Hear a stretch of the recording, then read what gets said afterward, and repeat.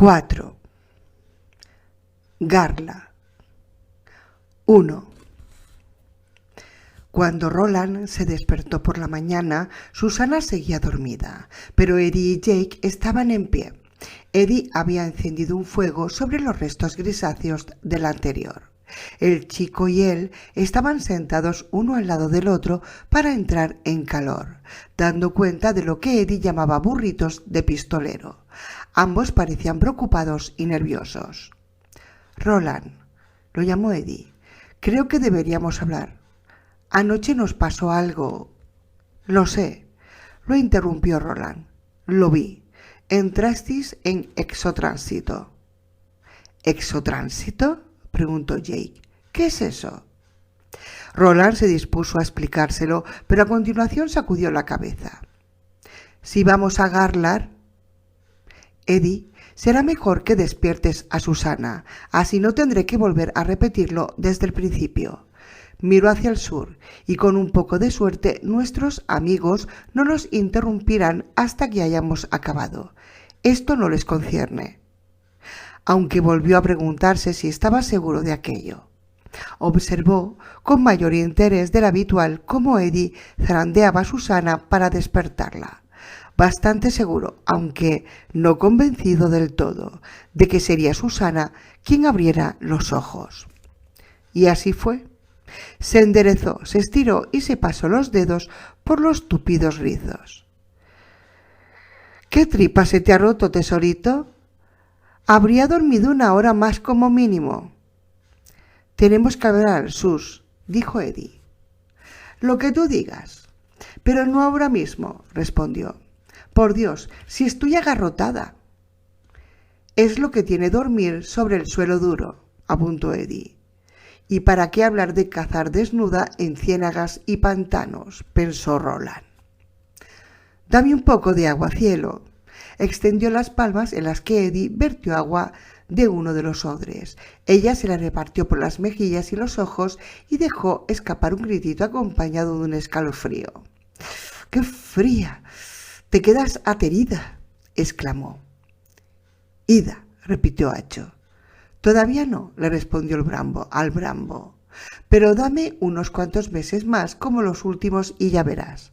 Roland, los del mundo medio sabéis lo que es el café, ¿no?» Roland asintió con la cabeza.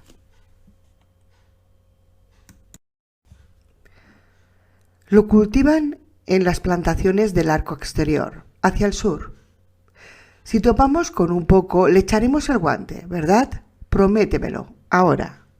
«Te lo prometo», accedió Roland. Susana, mientras tanto, estaba estudiando a Eddie. «¿Qué ocurre?» «Chicos, tenéis muy mala cara». «Más sueños», respondió Eddie. «Yo también», intervino Jake. «No son sueños», los corrigió el pistolero. «Susana, ¿cómo has dormido?» Lo miró con candor. Roland ni siquiera percibió un atisbo de disimulo en su respuesta. «Como un tronco. Como siempre, una de las cosas buenas de ir de un lado al otro es que puedes enviar el nembutal a la mierda». «¿Qué es eso tántrico, Roland?», preguntó Eddie. «Exotránsito», lo corrigió, y se lo explicó lo mejor que supo. Lo que recordaba con mayor claridad de las enseñanzas de Banai eran los largos periodos de ayuno a los que se sometían los manis para alcanzar la condición mental necesaria, que viajaban de un lado para otro en busca del lugar idóneo para el exotránsito, para lo que se ayudaban de imanes y enormes plomadas. «Creo que es Needle Park. Esos tipos se hubieran encontrado como en casa», comentó Eddie. «O por el Greenwich Village», anunció Susana. «Suena a hawaiano, ¿no?», apuntó Jake con voz grave y profunda, y todos rieron, incluso Roland lo hizo levemente. «Exotránsito es otra forma de viajar», aventuró Eddie cuando las risas se hubieron apagado. «Como las puertas y las bolas de cristal, ¿correcto?». Roland iba a decir que sí, pero vaciló en el último momento. «Creo que se podría tratar de variaciones de lo mismo», señaló.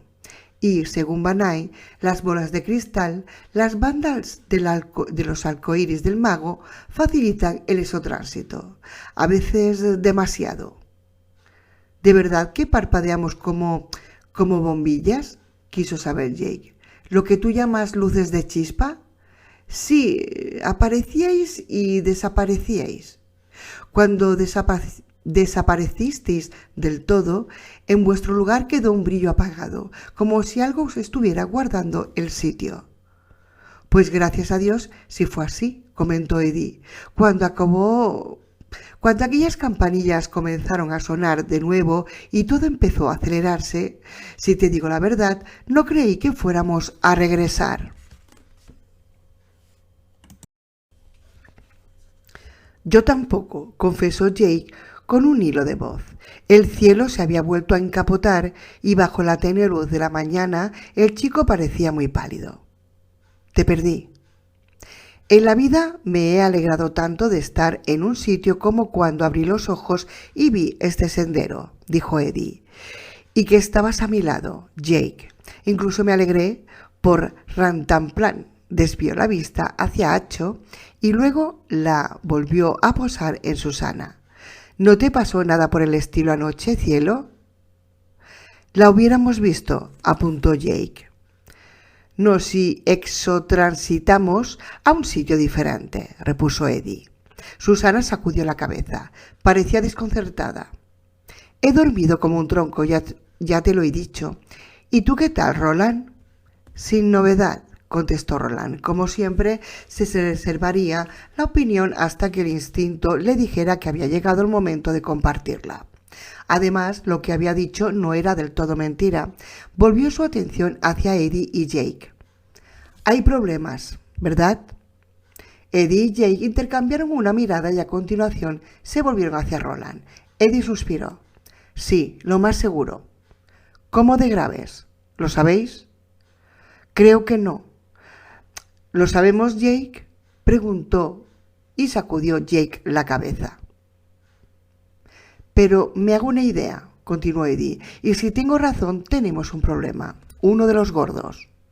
Tragó saliva, con fuerza. Jake le tocó la mano y el pistolero se preocupó al ver con qué rapidez y firmeza Eddie había respondido a los dedos del chico. Roland alargó la mano y cogió la de Susana entre las suyas. Tuvo una visión fugaz de aquella mano atrapando una rana y exprimiéndola hasta sacarle las tripas. La apartó de su cabeza.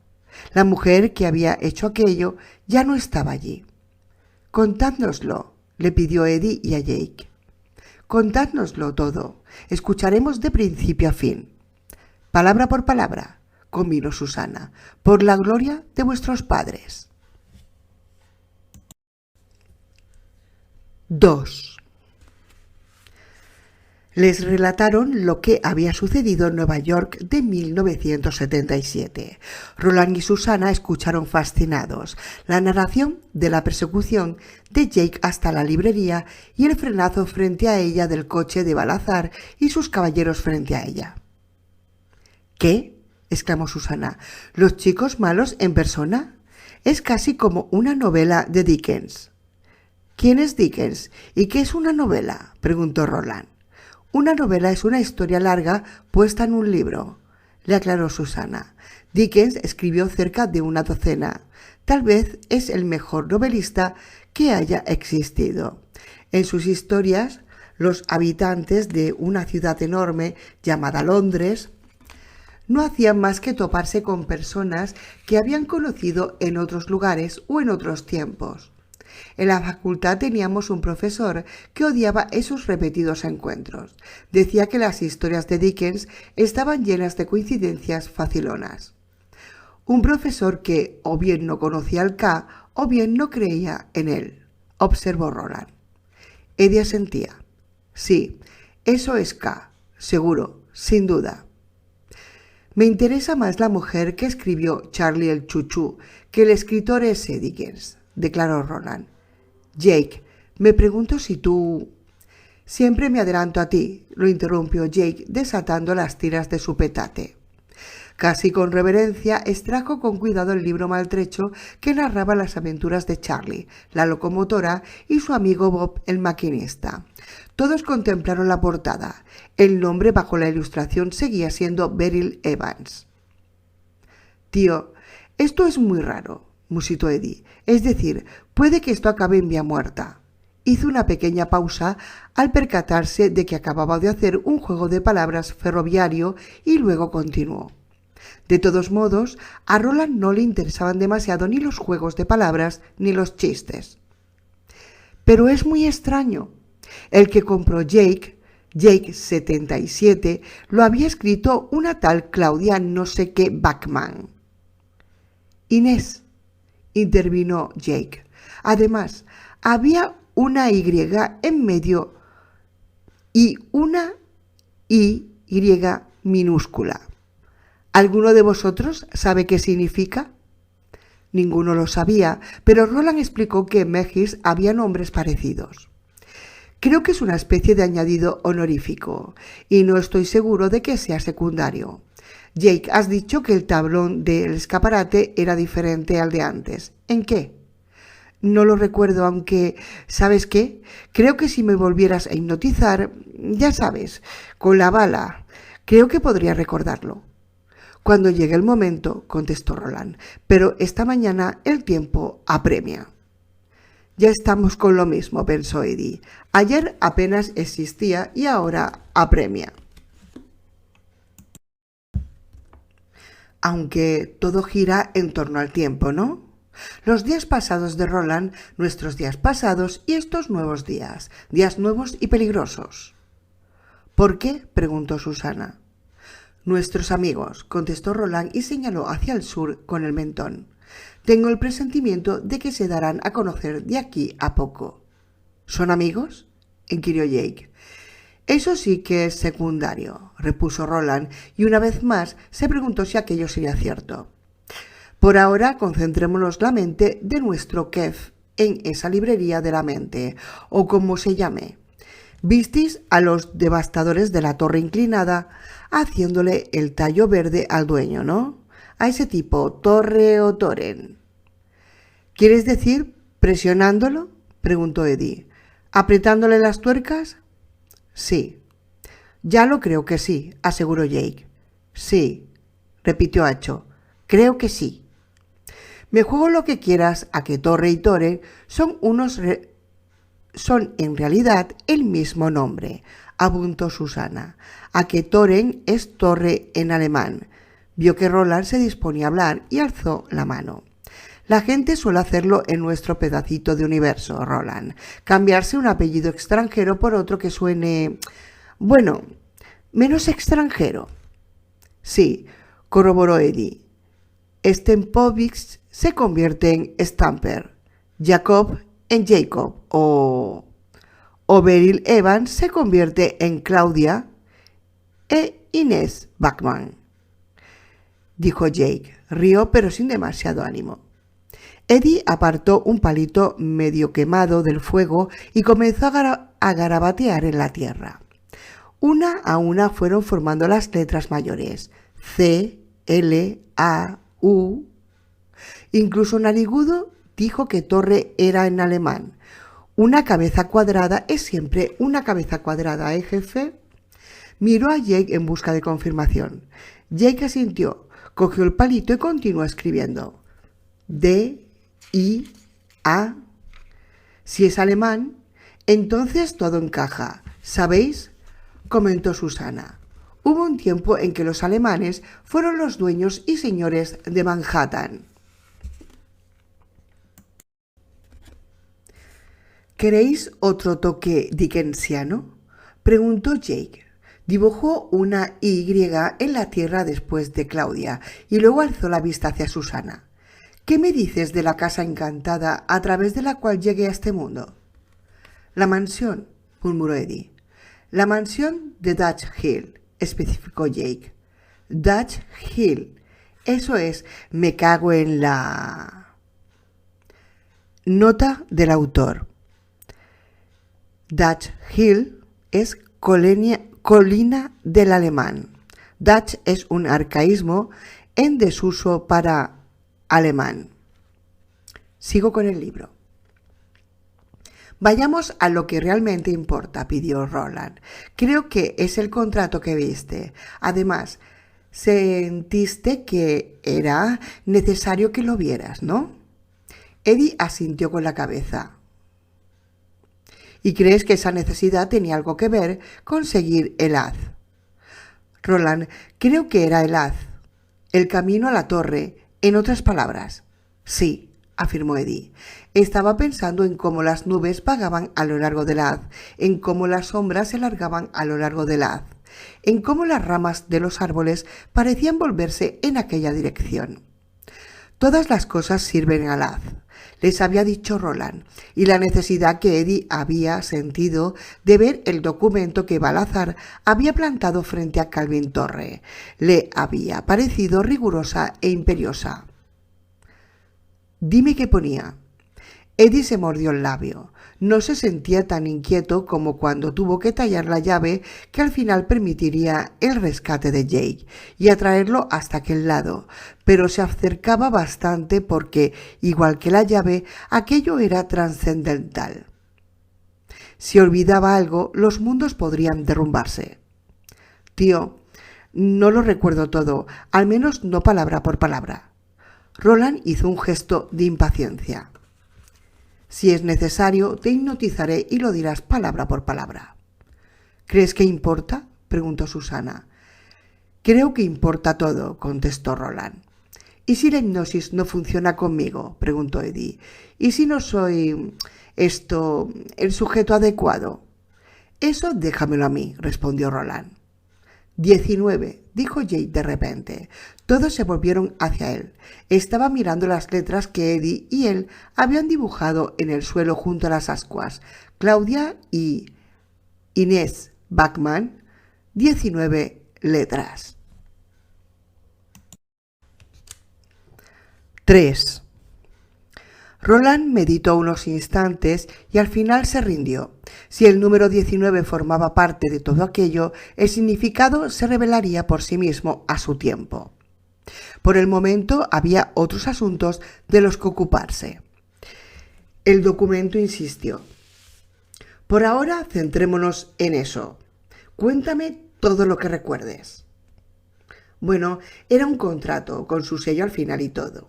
Eddie se detuvo unos instantes, sorprendido por una cuestión bastante básica. Lo más probable era que Roland lo hubiera comprendido. Al fin y al cabo, había sido una especie de agente de policía, pero no estaría de más asegurarse. ¿Sabes lo que son los abogados, verdad? Roland respondió con suma sequedad. Olvidas que prevengo de Gilead, Eddie, la baronía interior por antonomasia. No contábamos con más mercaderes, granjeros y artesanos que abogados, creo, pero el número debía de andar a la zaga. Susana rió. ¿Me recordáis una escena de Shakespeare, Roland? Dos personajes, podrían ser Falstaff y el príncipe Hal. No estoy segura. Están hablando sobre lo que van a hacer cuando ganen la guerra y se hagan con el poder, y uno de ellos dice: lo primero que haremos será matar a todos los abogados. Un comienzo bastante pasable, contestó Roland en un tono reflexivo, que a Eddie se le antojó glacial. A continuación el pistolero se volvió hacia él. Adelante, Jake, si crees que puedes aportar algo más, no dudes en hacerlo. Y relajaos, ambos, por la gloria de vuestros padres. Por ahora solo quiero que me deis una idea. Eddie supuso que ya lo sabía, pero oírselo decir a Roland lo hizo sentir mejor. Está bien. Era una escritura pública de contrato. Eso es lo que ponía justo al principio de todo, en letras grandes. Al final decía los acordantes, y había dos firmas. Una era la de Calvin Torre, la otra de un tal Richard no sé qué.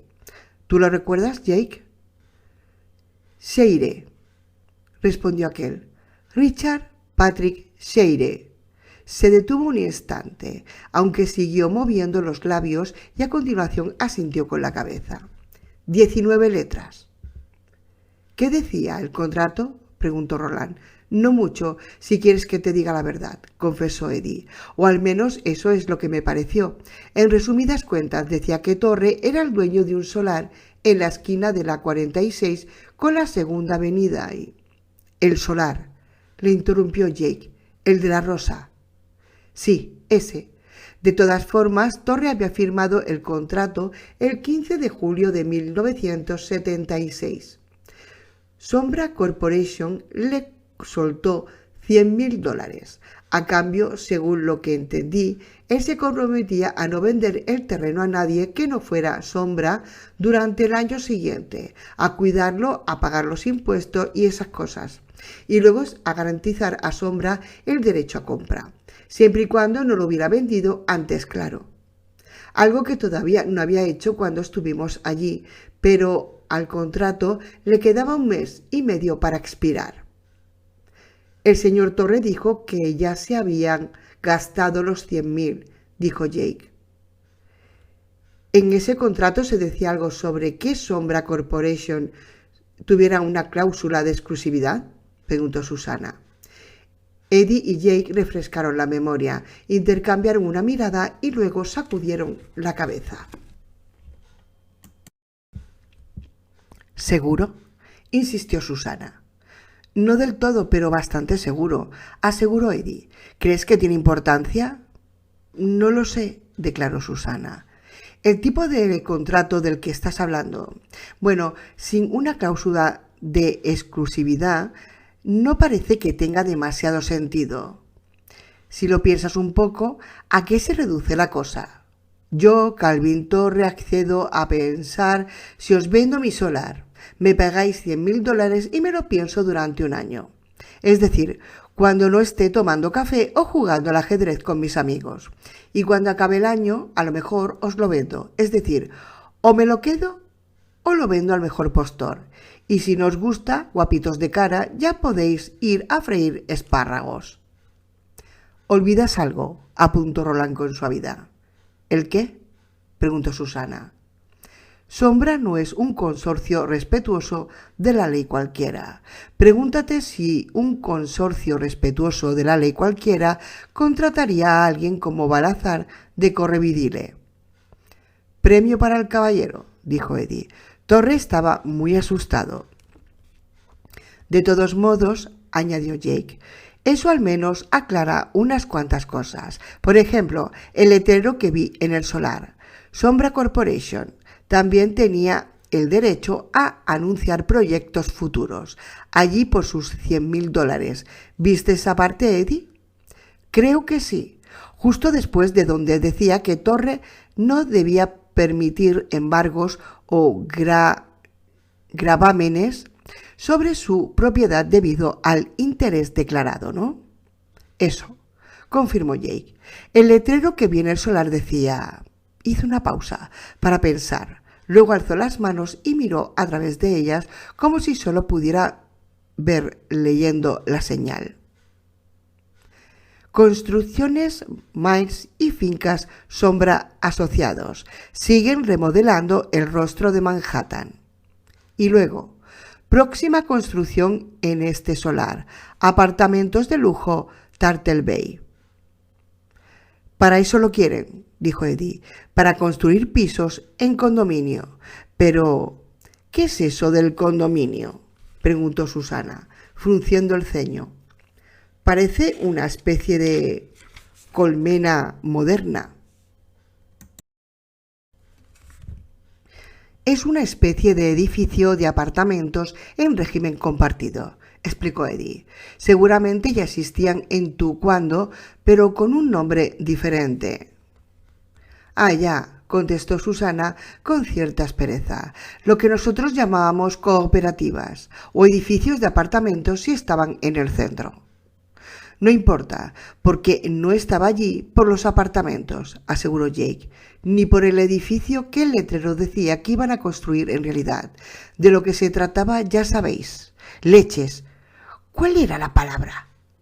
«Camuflaje», sugirió Roland. Jake sonrió. Camuflaje, sí. Se trata de la rosa, no del edificio, y no pueden acceder a ella hasta que la tierra en la que crece les pertenezca. Estoy seguro. Puede que tengas razón al decir que el edificio no significa nada, opinó Susana, pero el nombre ese de Turtle Bay ¿no suena a nada? Miró al pistolero. A esa parte de Manhattan la llaman Turtle Bay, Roland. Asintió sin sorprenderse. La tortuga era uno de los 12 guardianes y casi con total certeza se alzaba en el extremo lejano del haz por el que viajaban. Podría ser que el agente de construcciones Miles no supiera nada de la rosa, sugirió Jake, pero me juego lo que queráis a que los de Sombra Corporation sí. Hundió las manos en el pelo de Hacho, tan abundante en el cuello del Billy Brambo que sus dedos desaparecieron por completo. Creo que en algún lugar de la ciudad de Nueva York, en un edificio de oficinas, lo más probable que en Turtle Bay o en el East Side, hay una puerta con el letrero de Sombra Corporation y que detrás de esa puerta hay otra, de las que traen aquí. Permanecieron pensativos durante un minuto, imaginando mundos girando alrededor de un único eje en una armonía agonizante en silencio. 4. Esto es lo que creo que está sucediendo, declaró Eddie. Sus, Jake, no os cortéis y paradme si creéis que me equivoco. Ese tipo, Cal Torre, es una especie de custodio de la rosa. Puede que no lo sepa a un nivel consciente, pero tiene que serlo. Él y tal vez su familia antes que él. Eso explicaría el apellido. Pero él es el último, precisó Jake. Eso no puedes asegurarlo, cielo, repuso Susana. No llevaba anillo de casado, alegó Jake, y a Susana asintió con la cabeza, concediéndole aquello, al menos de momento. Puede que en algún momento hubiera montones de Toren, propietarios de terrenos en Nueva York, prosiguió Eddie, pero esos tiempos ya pasaron. Ahora lo único que se interpone entre Sombra Corporation y la Rosa es un tipo gordo y casi en la ruina que se ha cambiado el apellido. Es un... ¿cómo se llama? ¿El que le gustan los libros? Bibliófilo, sugirió Susana. Sí, uno de esos. Y puede que George Biondi no sea Einstein, pero al menos dijo una cosa inteligente cuando estuvimos allí. Dijo que la tienda de Torre no era una tienda de verdad, sino un agujero por donde se escapaba el dinero. De donde venimos, lo que le ocurre al tipo es el pan de cada día, Roland. Cuando mi madre veía a un tipo rico en la tele, por ejemplo, a Donald Trump... ¿A quién?, le interrumpió Susana. ¿No lo conoces? En el 64 debía de ser un niño. Bueno, no importa. Del sudor del abuelo vive el padre y toma ejemplo el nieto. Nos decía mi madre, así se hace en este país, niños. Apostillaba. Entonces tenemos a Torre, una especie de Roland, el último de su estirpe. Vende un terreno aquí y otro allá. Paga sus impuestos, los gastos de la casa, está al día con las tarjetas de crédito y las facturas del médico y las de los proveedores.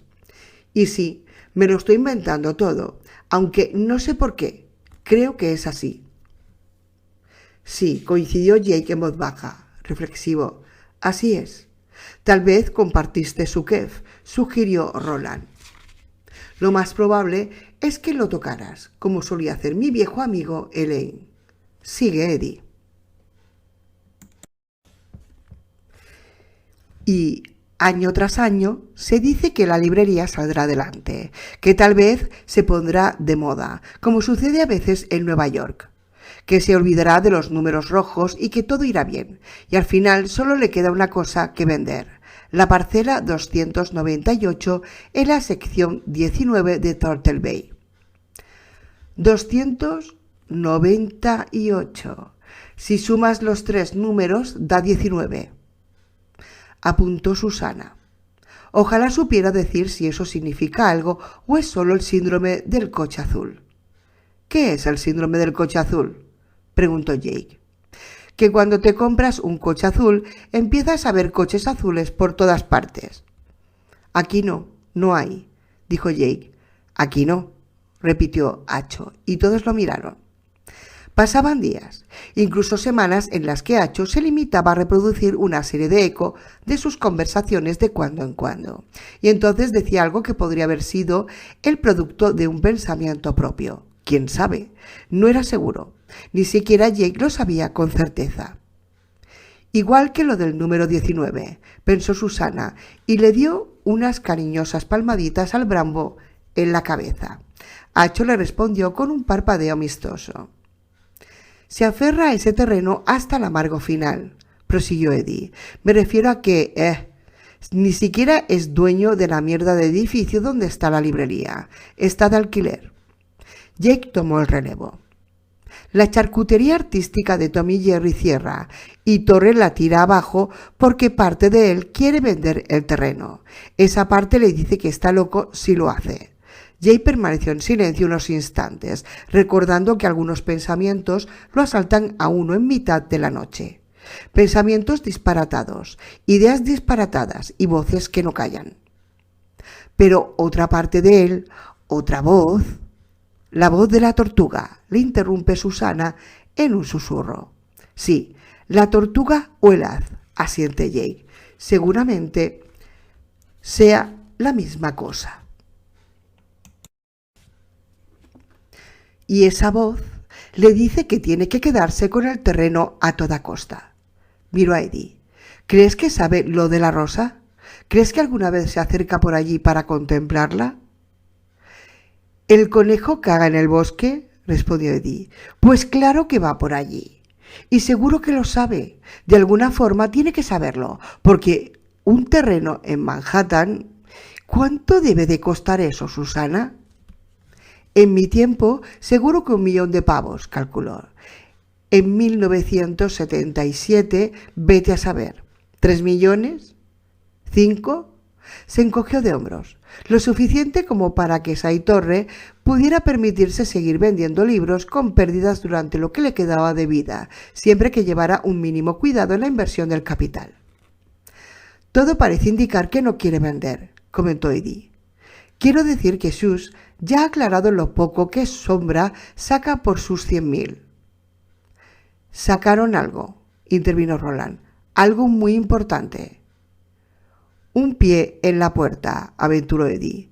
Tú lo has dicho. Y ahora que el término del contrato está a punto de expirar, le envían la versión de los cazadores del gran ataúd de vuestro mundo.